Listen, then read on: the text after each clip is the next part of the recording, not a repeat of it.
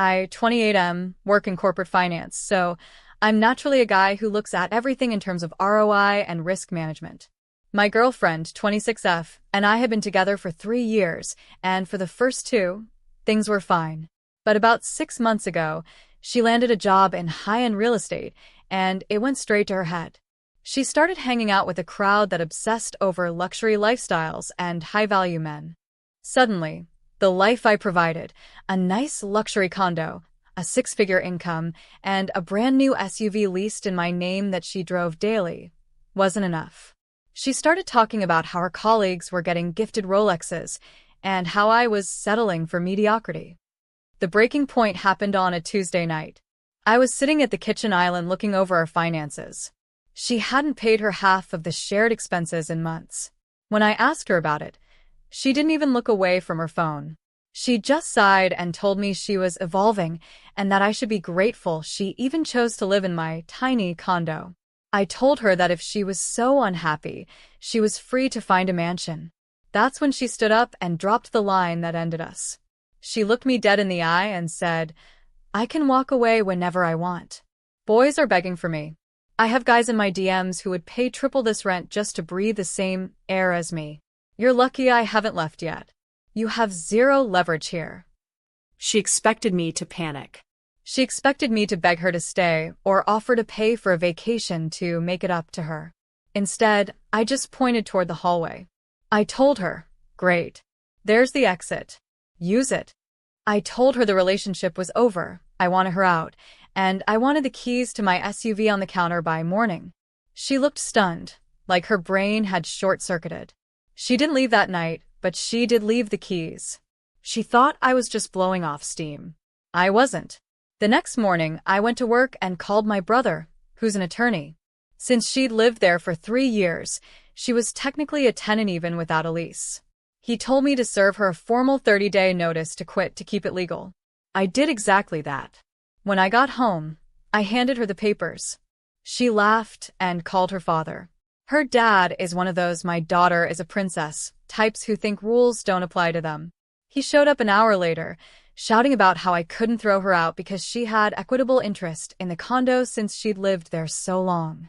He threatened to tie me up in court for years and make me pay her a settlement just to get her to leave. This was their big play. They wanted to use the legal system to squat in my home and bleed me dry. I let them talk.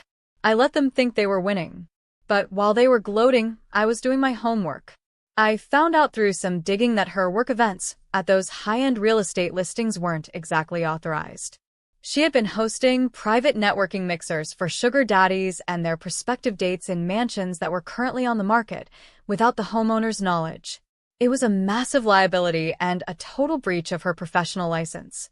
I told her and her dad right then, "You can try to fight me on the residency, but tomorrow morning I'm sending a file to your firm's principal broker and the state licensing board about those unauthorized parties you've been throwing. I'm sure the homeowners would love to sue you for the insurance risks." Her face went ghostly white. The leverage she thought she had was gone. I told her she had until Sunday to get her stuff out, or I'd hit send on that email. Saturday was the climax. She knew she was losing everything. She stayed in the guest room until the evening, then came out looking absolutely manic. She started smashing things, a ceramic vase, a bottle of wine, anything she could grab. Then she started screaming that she was going to ruin me. She began ripping her own clothes and scratching her own neck until she drew blood. She grabbed her phone and dialed 911. Right in front of me, she put on an Oscar-winning performance, sobbing to the operator that I was attacking her and that she was scared for her life. She hung up and smirked at me. She told me I had 5 minutes to leave my own home, or I'd be leaving in a squad car, and she'd get an emergency protection order to keep the condo for herself. I didn't move. I didn't touch her.